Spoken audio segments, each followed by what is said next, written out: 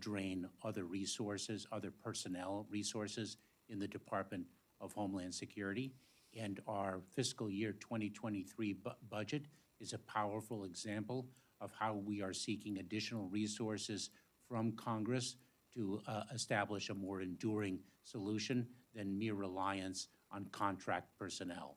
We have requested 300 more funding for 300 more Border Patrol agents, and we have requested funding for full-time case processing personnel. And we look forward to and hope for this committee's support of our fiscal year 2023 budget request in that regard and in all regards. Mr. Secretary, the administration tried to roll back the Migrant Protection Program, which requires migrants to wait in Mexico for their court hearing, but was required by court order to reinstate the program. The Migrant Protection Program was used extensively by the last administration, but on average, only a handful of migrants are enrolled each day currently in any given Border Patrol sector. Why is the administration enrolling such a small number of migrants in this program, sir? Congressman, I'm familiar with the migrant protection protocols, that the common language used to describe that is the Remain in Mexico program. Correct. And I think it's very important to understand that our implementation of that program requires a bilateral relationship. We need the collaboration of Mexico in the administration of that program. I have articulated quite clearly and quite strongly our disagreement with that program, and I think what resulted from the prior administration's execution of that program underscores the reasons why I so significantly and ardently oppose it. We received, for example, a report of more than 1,500 incidents of murder, rape, torture, and other crimes committed against individuals who were subject to the Remain in Mexico program. So we're working with Mexico to administer that program in good faith, as we are required to do under the court's order, and to do so in a way that reflects and adheres to our values as a nation. I think I'm going close on my time, so Madam Chair, I think I'll yield back. Thank you. Mr. Cuellar. Thank you, Madam Chair. Secretary, I think there's three stakeholders that we need to listen to, besides Congress, about the border issues. As you know, the immigration activists, number one. Number two, our men and women at the border. And number three, our border communities. I appreciate when you visited us down there in the border in McAllen, and you heard from mayors, county judges, county commissioners from Del Rio all the way down to Brownsville, covering Tony Gonzalez, myself, Philemon Vela, and Vicente Gonzalez district. And if you recall, my border folks, public officials, were quite animated. I think now they're probably a little bit more animated because of what's happening on the border. And you recall, everything I say is pretty much, I repeat what they told you. And same from our men and women down there. So I would ask you to continue spending time, and I appreciate all the visits you've done, listening to our border communities, because there's a lot of concerns down there. Now, let me ask you a couple questions on, and I've looked at your plan, and again, I think this plan can work if it's implemented right. By that I mean is you keep mentioning the broken system, I guess the Trump administration did, but it was not any legislative changes. It was whatever the administration did. You can fix whatever they did, I assume, number one. But if I take you back to the Secretary Jay Johnson and Obama, they were able to treat the migrants with respect and dignity, but at the same time, when the law said you got to send them back, they sent them back. In fact, I worked with Secretary Johnson on showing images of people being returned to Honduras and the First Lady being there and taking them in. Now it's like we're afraid to show images of people going back. Y'all deport hundreds and hundreds and hundreds of thousands of people, but all we see is images of people coming into the United States and no images of people going back when the law has to be enforced. And on top of that, there are over 1 million final deportation orders that have still not been executed, plus the 1.6 million people are still waiting on immigration. The reason I say that is, or you're looking at your plan, if you look at the expedited removal, if you use Title 42, it will take from 1 to 2 hours. If you use Title 8, it will take from 24 to 48 hours. What is your vision of, quote, expedited removal once Title 42 does go away? Congressman, you'll recall, of course, that I served as a deputy secretary. Correct. When Jay Johnson served as a secretary, and prior to that, I was the director of U.S. Citizenship and Immigration Services, and we have worked together for many years. And I appreciate your prior law enforcement service as well as your service now.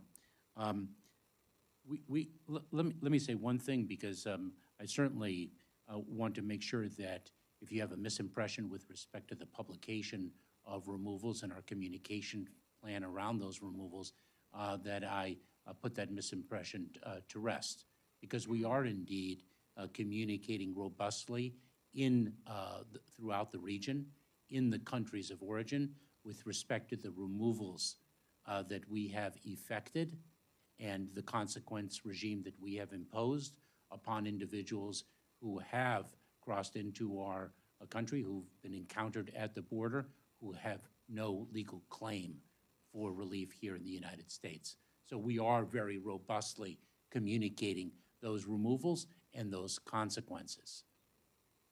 Expedited removal is something that we are focused upon very intensely, as I lay out in the plan. And in fact, I raised in Panama, where I was last week, with other countries, our need to accelerate the receipt of travel documents and the other mechanics that allow us to remove individuals as quickly as possible. And we are receiving increasing cooperation from a number of countries in the region. The benefit of expedited removal is actually captured in its term, the speed with which we can return individuals who have no basis here in the United States.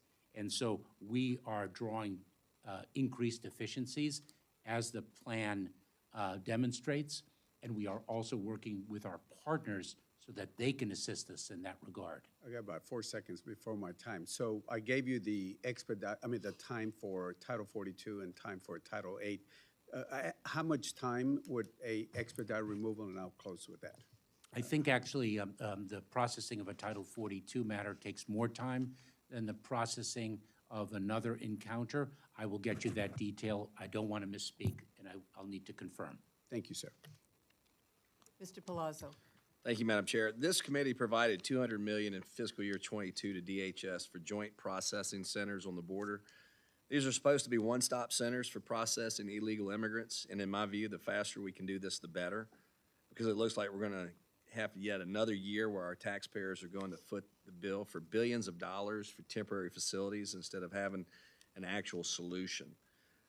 Where's the department on the plans for permanent joint processing facilities, and when will they be built, and what additional funding is needed in fiscal year '23 to get them done? Congressman, I very much appreciate your support for the joint processing centers. We actually identify those as one element of our plan that is captured in my memorandum issued yesterday. We call them enhanced central processing centers in the plan because it is a very able model. It drives efficiency to have different parts of the Department of Homeland Security in one place, and actually to have the NGOs present there as well, so that we can administer the processing as quickly as possible.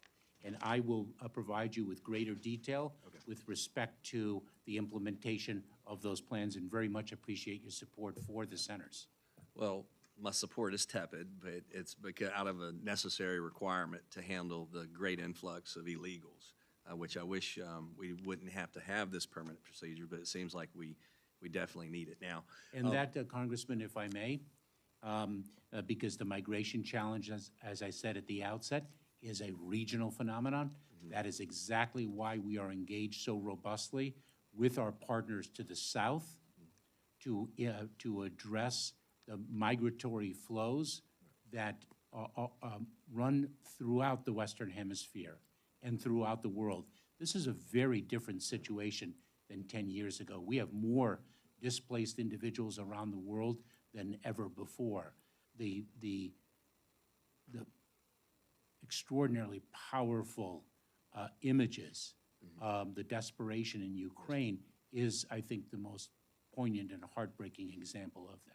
Yes, sir, and I agree, and I wish we had more than 5 minutes to discuss this, because I think you have a lot to add to the conversation as well as members of this committee. When we combined Homeland Security, there's 22 different departments, so I'm going to switch over to FEMA. Real quick, National Flood Insurance Program, Risk Rating 2.0. FEMA is moving forward with implementing Risk Rating 2.0 for existing policyholders, despite serious transparency concerns that I and others have raised surrounding the new premium rate system and its methodology.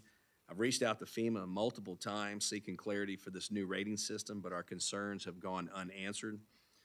Any failure to consider mitigation efforts in setting rates is especially concerning due to the estimates that thousands of Mississippi families will face NFIP rate increases for years to come, potentially making the cost of flood insurance unaffordable for some policyholders. Mississippi families and families all across the nation, to be accurate, and should not be left holding the bill for FEMA's inability to be transparent about the significant changes it's implementing. There have been several letters sent to you and FEMA regarding concerns from members with districts across the United States. The transparency in premium increases to policyholders has been lacking. Was there ever any conversation within your agency to delay the implementation of Risk Rating 2.0? Congressman, I'm very disheartened to hear your concerns continue with respect to the transparency with which we are exercising the implementation of Risk Rating 2.0. The goal of that program is actually to increase access to flood insurance and to recalibrate the premiums with that goal in mind. One of the top priorities that I've set out for this department is to increase openness and transparency, and I'm going to engage with you personally with FEMA to make sure that your constituents have the information they need. Yeah, our number one goal is to make sure flood insurance remains affordable and available, and this is going to hurt low to moderate income communities more than it will the wealthy. And I do have some bills, and I don't know if you've had a chance to review them, H.R. 5793 and H.R. 5802. If I will get you those numbers, and it's bipartisan effort, not just to reform NFIP, but also to, get a short-term delay so these rates do not go into effect. And if the chairwoman would allow me, I just have one quick question, and I'll end this. We don't have to go to round three. Thank you, Madam Chair. In the time I've been in Congress, I've seen constant attacks against the Jones Act by a special interest group bent on allowing foreign ships and crews to push out American sailors and shipbuilders. Last year, President Joe Biden signed a Made in America executive order strengthening federal Buy American requirements. The order explicitly emphasized the importance of Jones Act shipping, which stands as a rare presidential endorsement for the U.S. maritime sector within days of the start of the new administration. My question, simple, do you support the Jones Act, and are you committed to rigorous enforcement of the Jones Act? I do, and I am, Congressman, and I want you to know that the President's Buy American initiative is something that he is holding the entire administration to. We have strict protocols to which we must adhere, and we do so quite proudly with respect to our contracting to make sure that we are indeed buying American. It's something we're very proud to be a part of. I do believe in the Jones Act. I do support it. I know I have a waiver authority, and we exercise that quite prudently in only cases of emergency, as the Colonial Pipeline incident was one. All right. Well, thank you, Mr. Secretary. I yield back. Ms. Underwood. Thank you, Madam Chair. Mr. Secretary, you previously stated that domestic violent extremism is the #1 terrorist threat facing our country. In your testimony, you stated that the intelligence community assesses that racially or ethnically motivated violent extremists who advocate for the superiority of the white race, including white supremacists, present the most lethal domestic violent extremism movement in the homeland. Beyond designating domestic violent extremism as a national priority area for FEMA grant programs, what else is DHS doing to combat this terrorist threat? Congresswoman Underwood, we do indeed consider domestic violent extremism the most significant terrorism-related threat facing the homeland. Not only did I identify this area as a national priority area in the FEMA grant programs, but we created a special section in the Office of Intelligence and Analysis to focus on this terrorism-related threat. We also stood up the Center for Prevention Programs and Partnership, CP3, to work with communities to empower and equip communities to address this growing threat within their respective jurisdictions, recognizing that the community personnel are best situated to do so. Our job is to resource and support them with training, with funding, and the like. We very much appreciate this committee's support of the Nonprofit Security Grant Program, and we have submitted in the President's FY 2023 budget a further increase of that grant program to $360 million from its currently appropriated funding amount of $250 million. I was in Detroit several weeks ago meeting with faith-based organizations, talking to them about how we can increase access to this critically needed grant program. Equality of access is a core principle of ours, where the otherwise under-resourced organizations might not have the wherewithal to access the grant programs and yet don't have any less of a need for them. So we're very focused on this mission set. Great. Another huge threat to our homeland is mis- and disinformation. You noted that it's a concern of yours at the border, with human smuggling organizations peddling misinformation to exploit vulnerable migrants for profit. One of my main concerns about disinformation is that foreign adversaries attempt to destabilize our elections by targeting people of color with disinformation campaigns. After it became clear that there was foreign meddling in our 2016 election, the Senate Select Committee on Intelligence authored a report on the disinformation tactics used by Russia's Internet Research Agency, the IRA, to interfere in the election. The report found that, quote, no single group of Americans was targeted by the IRA information operatives more than African Americans. A newer trend that we saw in the 2020 election and already in the 2022 midterms is that disinformation is being heavily targeted at Spanish-speaking voters, sparking and fueling conspiracy theories.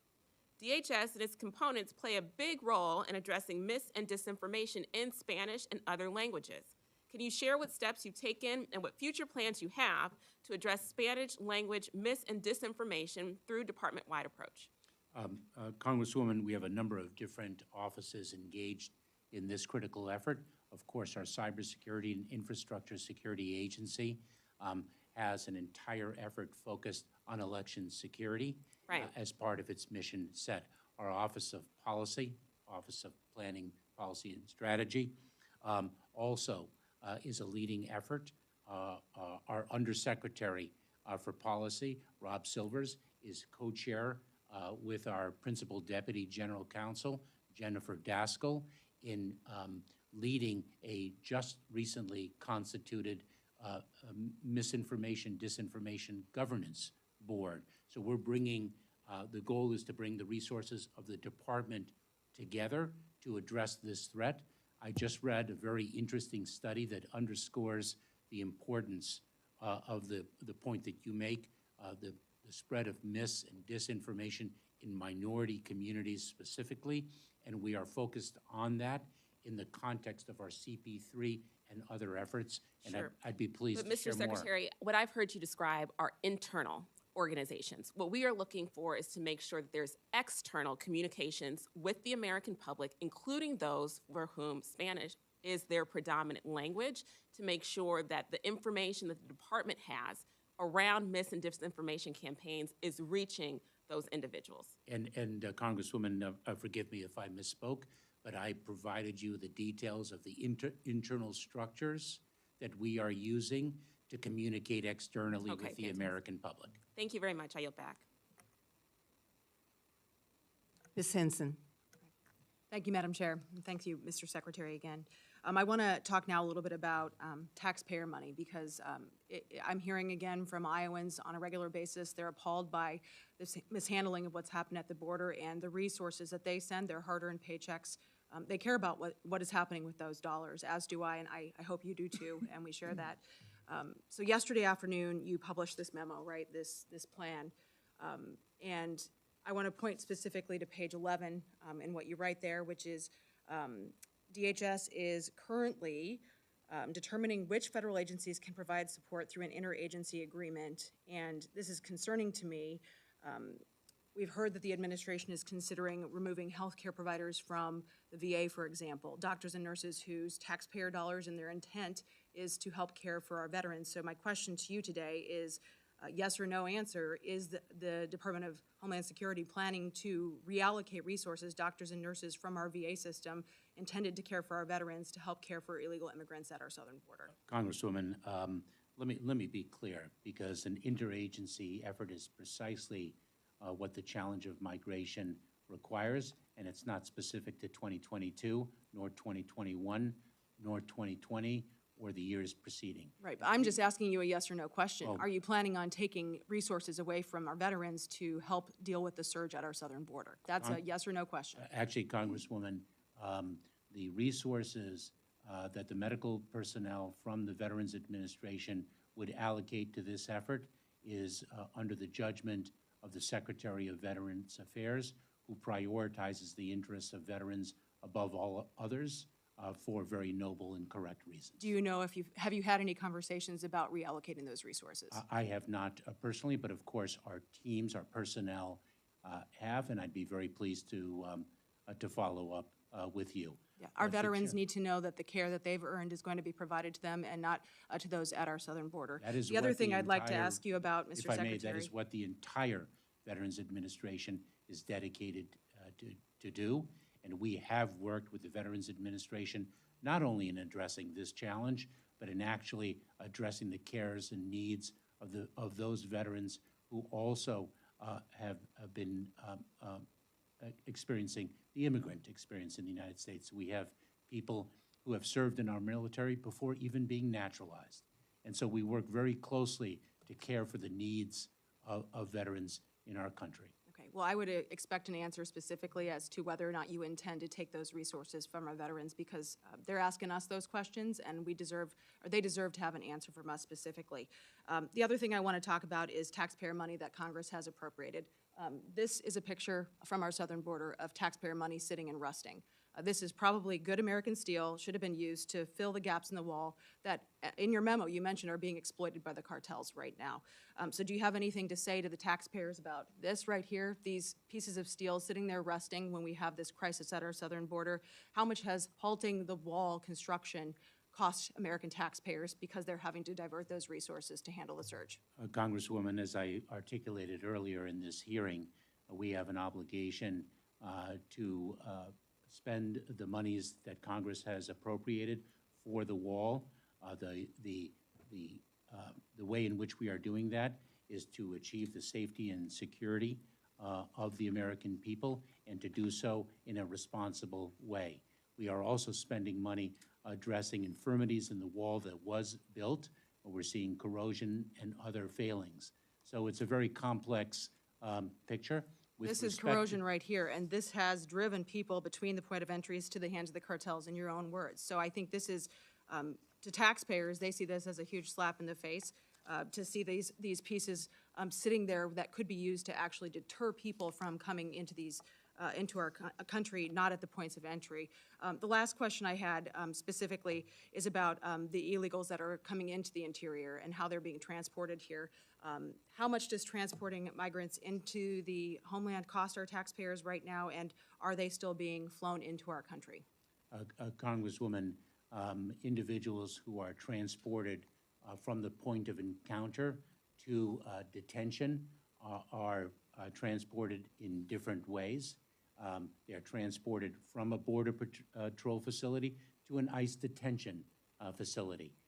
They are transported. But they're also by, being if I flown into may- places like Iowa. If I may, Congresswoman, they are also flown to their countries of origin when they have been removed and their claims for relief have failed. I would be pleased to provide you with the specific numbers, the expenses of the administration of our immigration system, and the laws that we are obligated to honor, which we do. Yeah. I want to know how much you're spending to come into the country and not to return them to other countries. Thank you.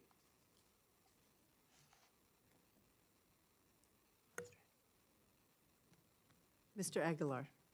A lot of places to potentially go, but I feel compelled, Mr. Secretary, to also mention, I've heard some of my colleagues on the other side of the aisle, who I have a lot of respect for. Not everybody who presents themselves at a processing center at the southern border is doing so for nefarious purposes.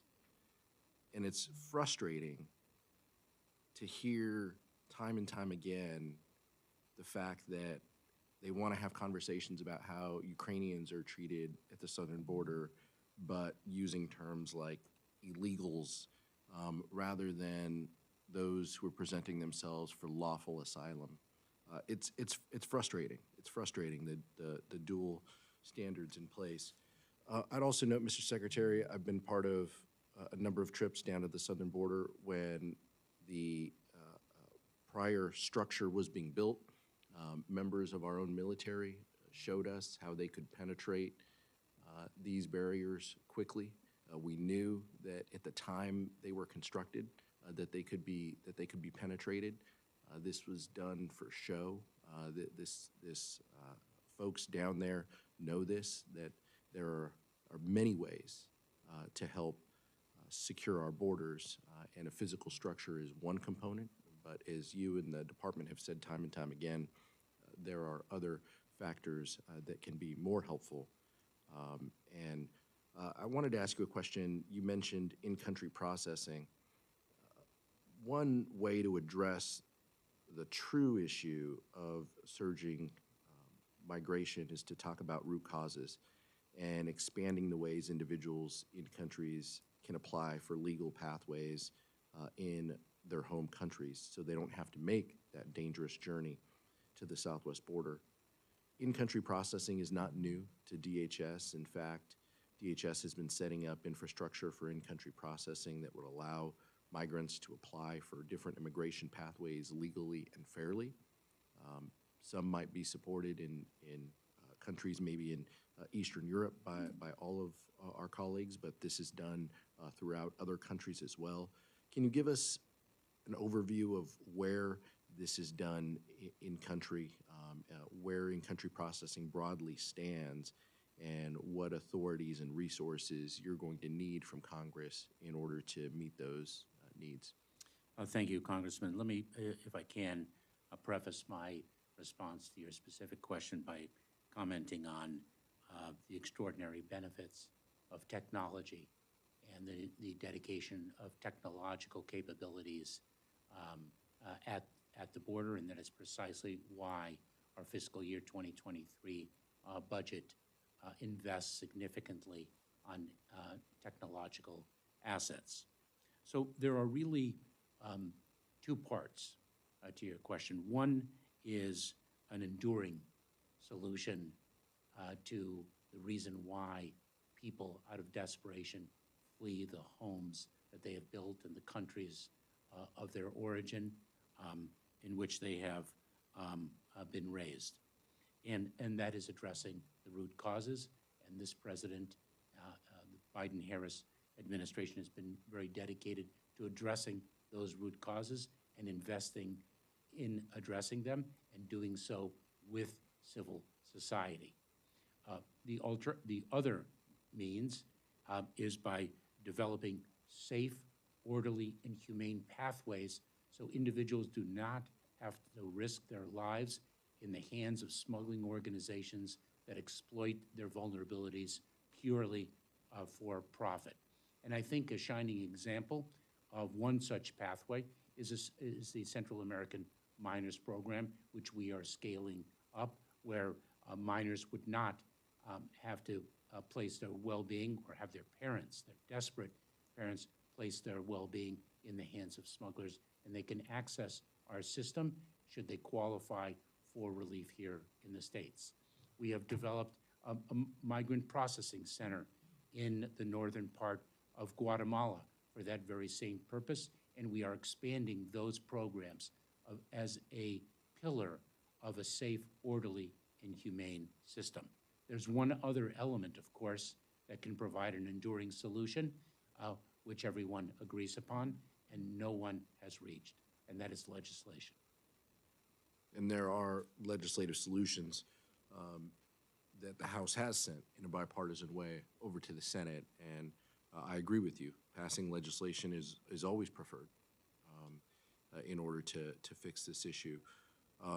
If I may, Congressman, the President sent proposed legislation on the first day he was in office. If we were to go down to the Northern Guatemala Processing Center, what would that look like? What does staffing look like at the processing center? So I visited one of the processing centers, Congressman, and at that time, what it was focused upon was actually the reintegration of Guatemalans whom we had removed under our authorities. A proof of a couple very important points. One is that those who do not qualify for relief under our laws will be removed, and we do remove them.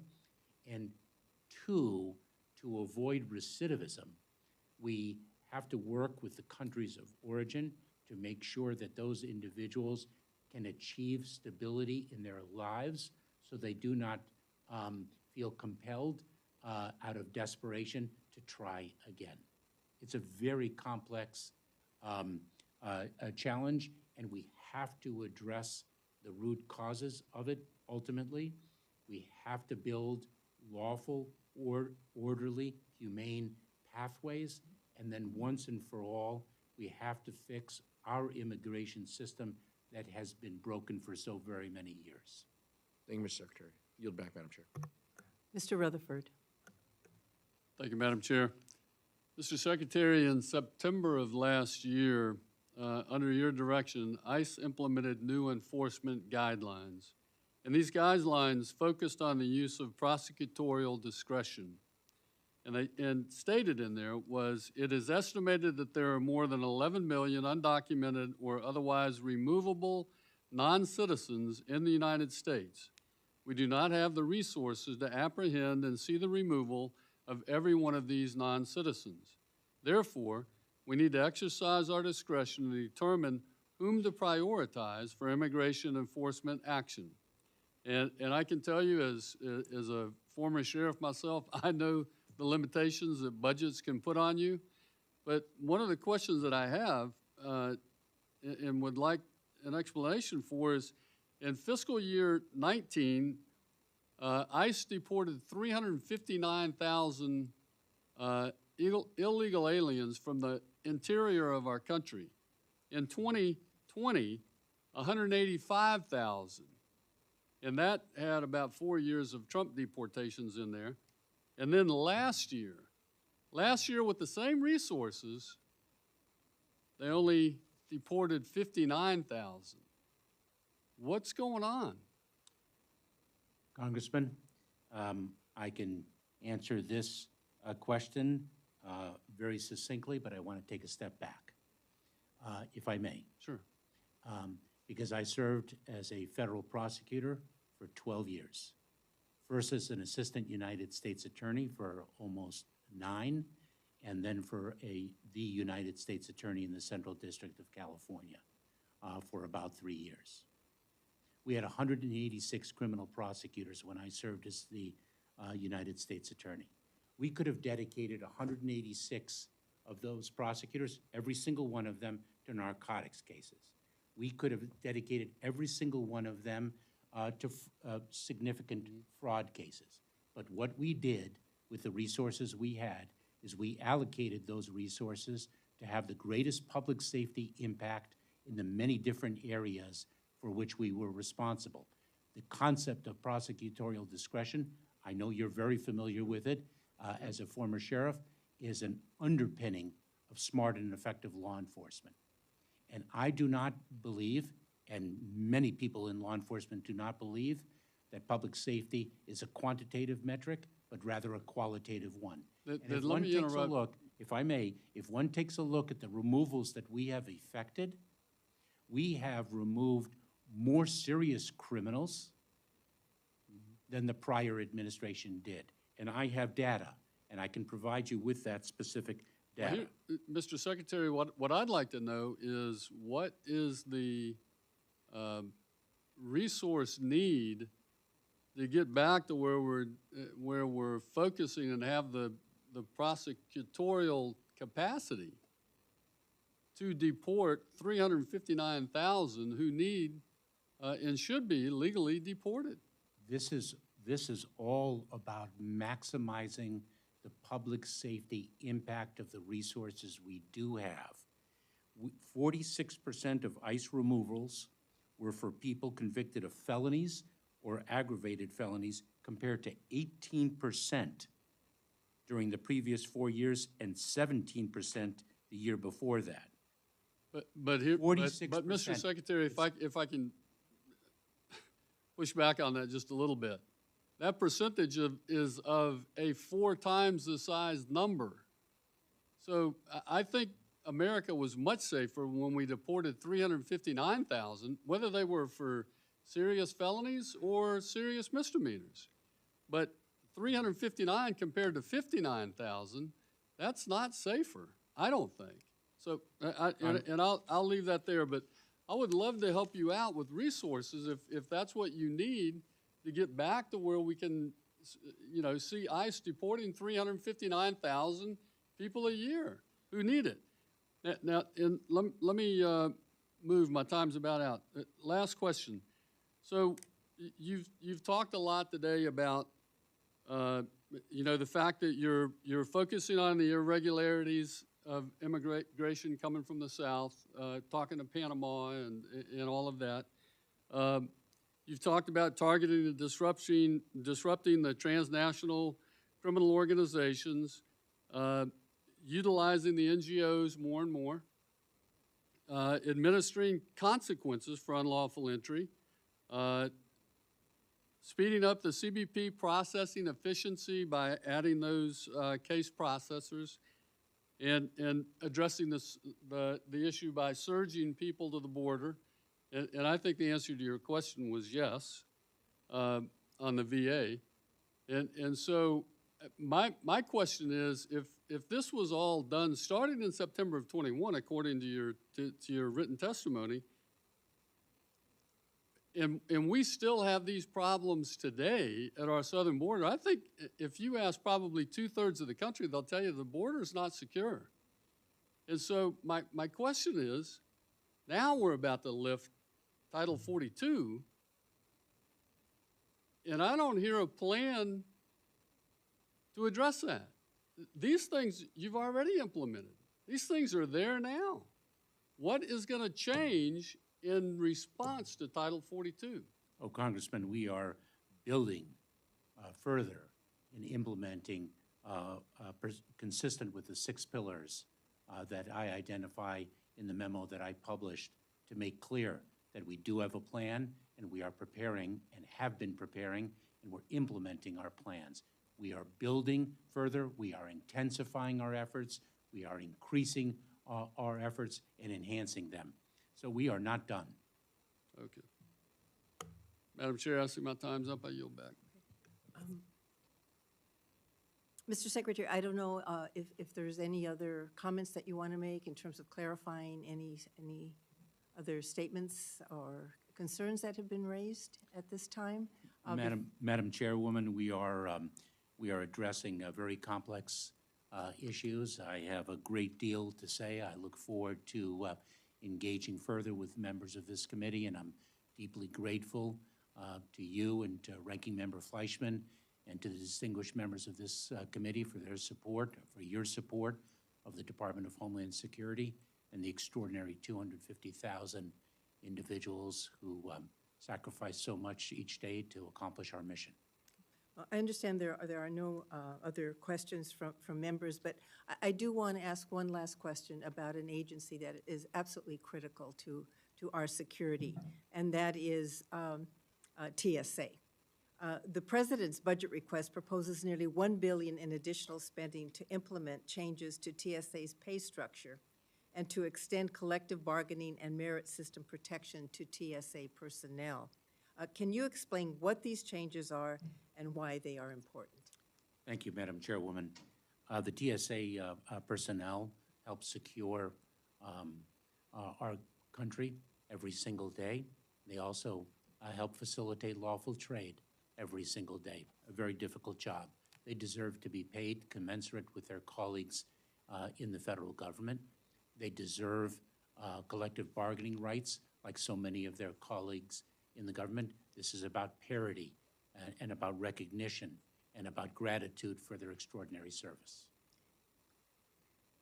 And with that, if there are no further questions, we will conclude today's hearing. Thank you very much, Mr. Secretary, for being here.